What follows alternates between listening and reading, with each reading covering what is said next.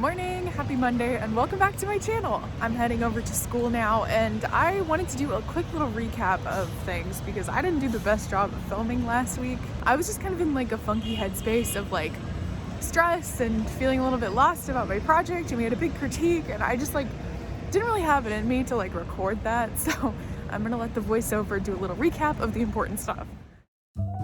In my previous video, you saw me make these two yarns from scratch, which involved dyeing, carding, and spinning wool and silk. Then I created a weave draft to feature the yarns, and I also threaded my loom with an all-white warp, so before I could actually start weaving, I need to first paint the warp to match this design, which involves subtle alternating stripes of red and orange. To make sure that my stripes are totally perfect, and just to keep things clean and tidy, I used some cling wrap to separate out my warp threads. To paint my warp, I used the stock acid dye solutions that I made in the beginning of the semester, and I poured out only as much as I needed to paint this sample. I then added the tiniest amount of citric acid to the dye, since these dyes need a bit of acid to actually stick to the yarns. And then I started painting my warp.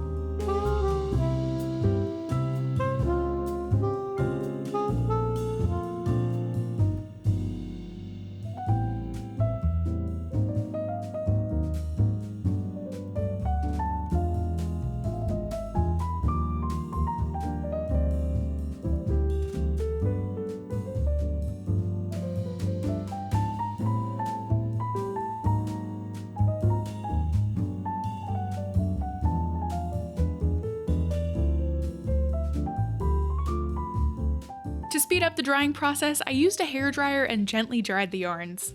And then I switched out the cling wrap so I could fill in the other stripes.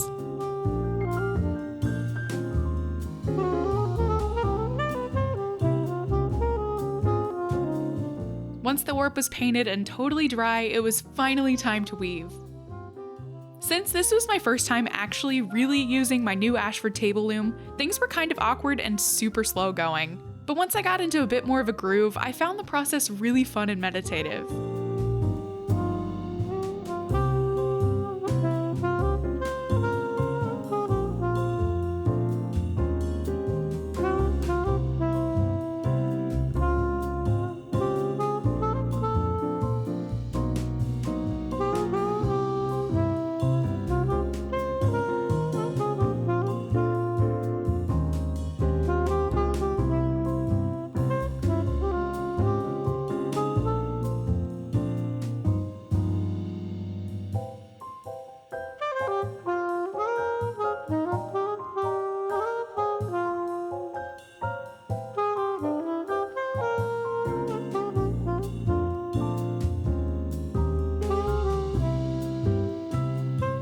Eventually, my sample was done, and I really like how it turned out. It kind of looks like a proper tweed from an alien planet, which is actually exactly what I wanted.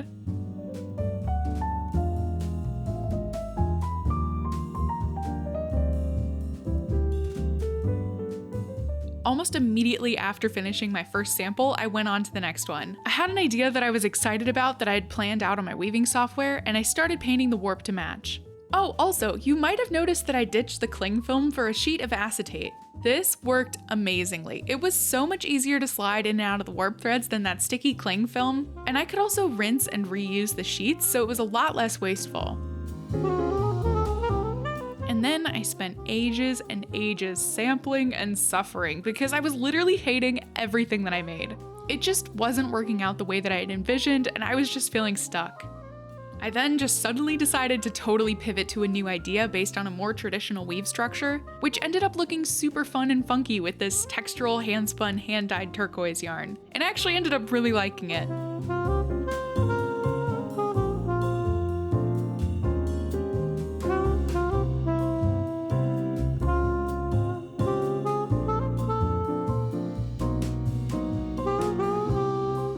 I then decided to cut these samples off of the loom just to avoid dripping dye on them when I'm weaving my next samples. That week, I also spun up a whole bunch of plain white mini skeins of single ply yarn, just so I'd have a really big stash of things to pull from and dye whenever I need something to weave with. This roving is 50% merino, 50% mulberry silk, and I got it from the Woolery, and I absolutely loved working with it. I wanted kind of lumpy, bumpy, perfectly imperfect handspun yarn, and this roving is just so soft and so shiny, and the finished yarn turned out beautifully. Oh, and there's one last thing to catch you up on. Remember that silk scarf that I covered in wax and painted in my last video? Well, here's how that turned out. We steamed it to remove all of the wax, and now it's a beautiful, soft, drapey accessory that I'm really excited to wear.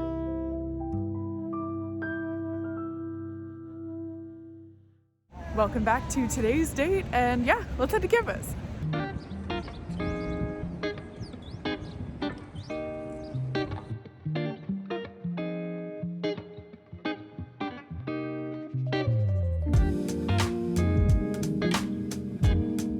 In class, I continued to work on the digital component of my collection, which was basically just messing around in Photoshop with those paintings that I made a few weeks ago.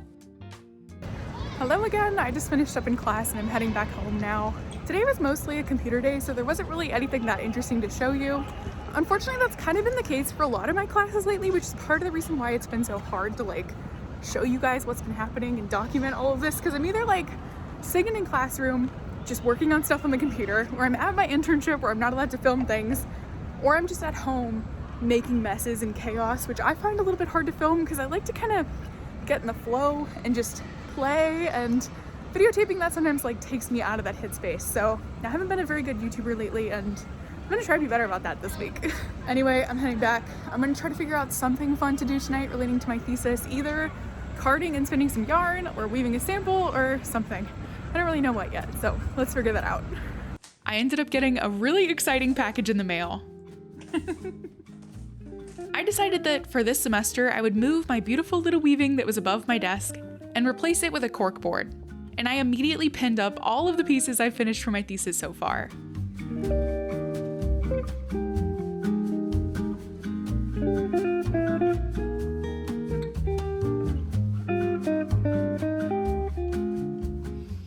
I love my little cork board. This I feel like is exactly what I needed, just a place to have all my stuff up so I can just glance over at it and think about my collection more passively throughout the day. It helps me to just stare at things and think about okay, what does the collection need? What would it benefit from? So I'm happy.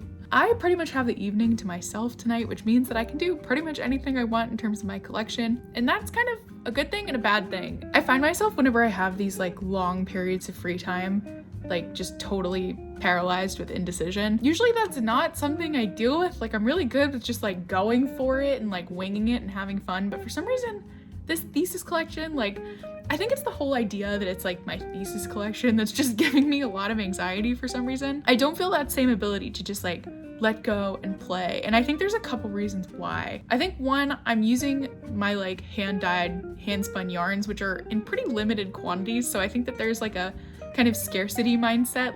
These samples have to be perfect because I'm using up this yarn and I don't want to mess it up. I also think similarly, because I'm painting my warps, I kind of feel the same thing. It's well, I painted the warps, the sample has to be good. And then I also feel because I want to show you guys what I'm up to, I want to make this fun and entertaining for you guys. So I'm it has to be good whatever I make. So I think there's just layers and layers of me putting pressure on myself to make good things. And I think that's where a lot of my just feelings are coming from. So I think I just need to do something. And I think maybe the first thing I'm gonna do is just go throw some dyes on the stove. So here's my dye situation. I have a really big pot, and then inside the big pot, I'm gonna dye some things, and then also have little jars or little pots inside for things that I don't want to be the same color as what's in the big pot. Hopefully that makes sense.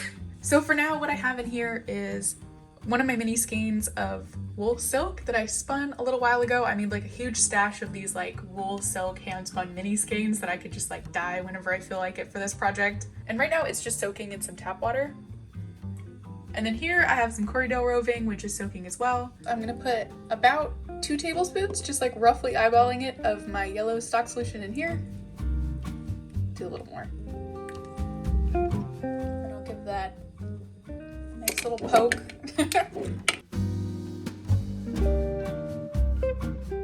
And then in my big pot, I'm gonna put quite a bit of this neon peach dye solution because I need some orange for my collection. So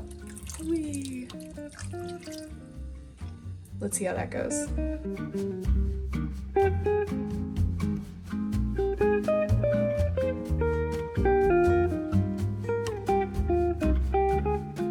So I put my yellow dye, I put my orange dye, I put in here just some of my like gray, pink, kind of like dusty color. And then I'm also gonna try something which may or may not work. This is definitely a risk and we'll see if it pays off. So in here, I have some of my turquoise dye. In here, I have some of that gray pink dye. And I'm just gonna drop a dry skein in on each side. Like that. You know what, actually, let's make it even more interesting. I'm gonna separate these and try to put the middle of the skein in the orange. Just touching the water. Okay. Okay, so it's been a couple hours and all the skeins that you just saw me dye have been fully exhausted. They've been rinsed out with Dawn dish soap, thrown into my spin dryer to get out as much water as possible, and now they're hanging up to like officially dry. And while they're drying, I figured we can do some skein dyeing. So here I have 2 skeins of handspun yarn, and then there's a third one over here in my tiny little dye pot. And yeah, let's just grab some dye and grab some sponge brushes and have some fun.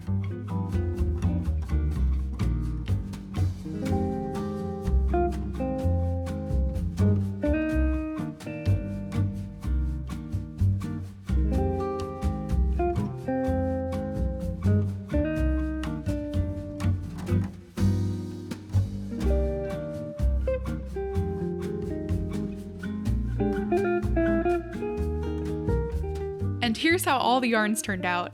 They're all pretty different and will definitely be really fun to incorporate into my weavings.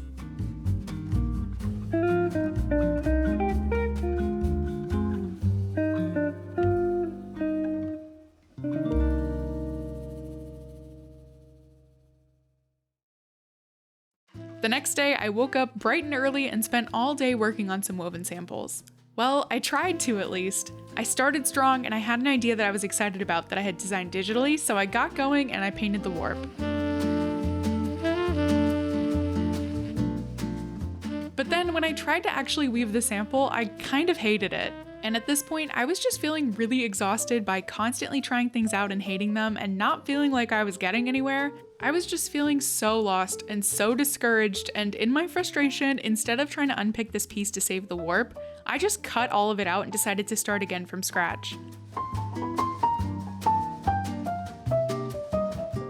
But this time I wanted to do things differently. Clearly, this method of trying to make a collection was just not working for me.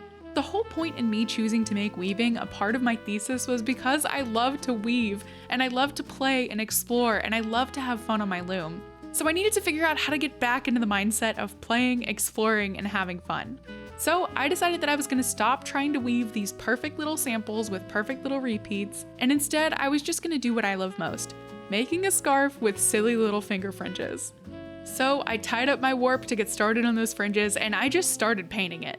I didn't have a plan, I didn't know what I was doing, but I had all of my dye colors out on the table and was just grabbing whatever made me the happiest in the moment.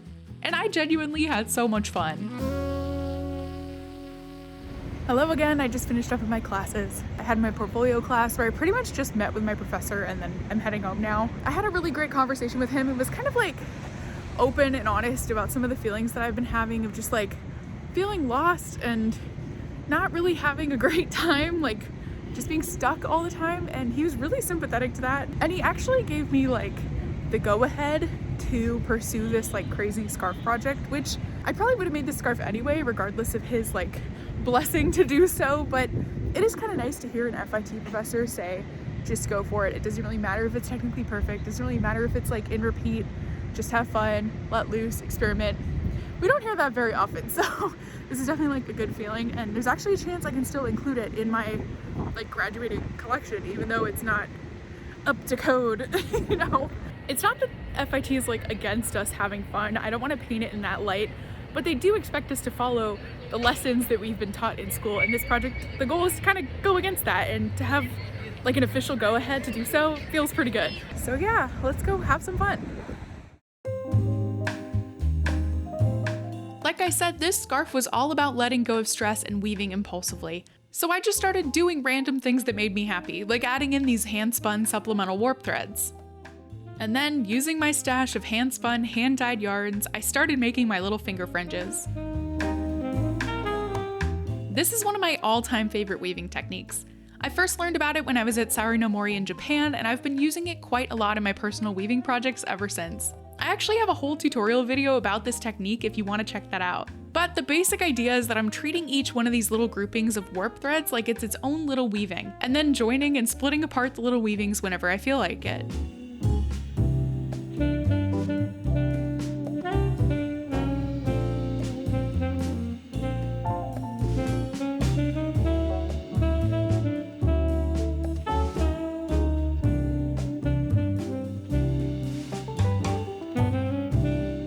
Whenever I got to a point where the warp was no longer painted, I just filled it in with color however I felt like it in the moment.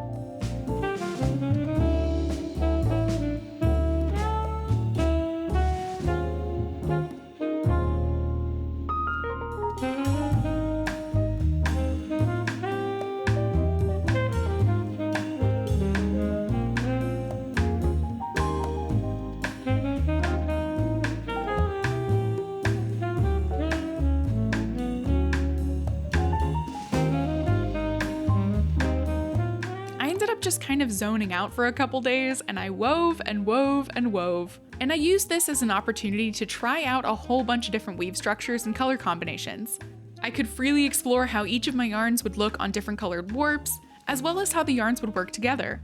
The wonderful thing about this whole experience was that I now had this huge piece of weaving that I could reference for my collection. I could study what worked and what didn't, and I could figure out what I might want to explore some more in the future. But regardless of my thesis, I finally felt like I was having fun on the loom again. Once I removed the expectation that my weaving had to be perfect, and I allowed myself to play, I felt the inspiration coming back to me. And also, knowing that I was making something totally wild and crazy that I could eventually wear after this whole semester was over, that brought me a lot of joy too.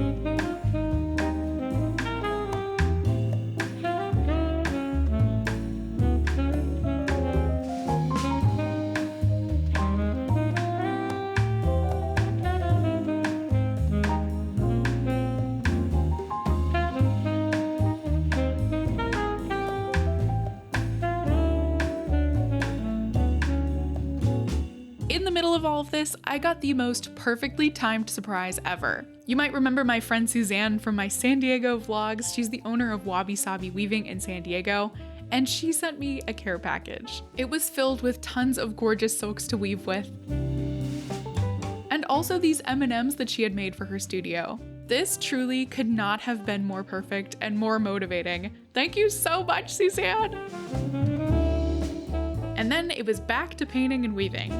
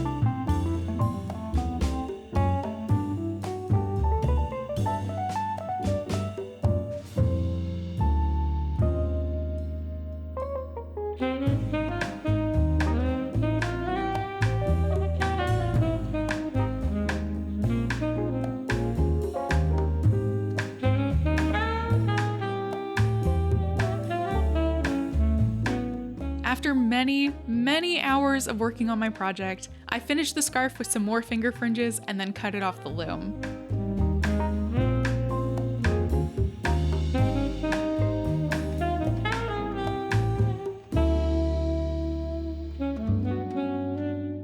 Good morning, happy Thursday. I stayed up until I think like 1:30 last night working on my scarf and I'm so tired. What doesn't help is that it was also daylight savings this week and that time change has just been messing with my head for some reason, so I'm just like all out of whack, totally exhausted, but I have a scarf in my backpack and that's really exciting.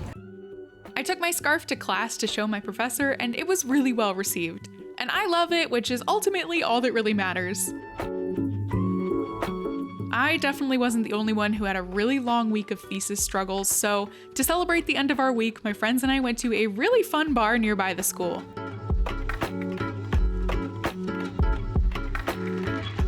Anyway, that just about wraps up this video. Thank you so much for tagging along with me this week. I know these recent vlogs have been kind of all over the place, but honestly, that's just what this whole experience was like, so I hope it's at least entertaining. If you want to see how my project turned out, go ahead and hit that subscribe button, and hopefully I'll see you in my next video. Bye!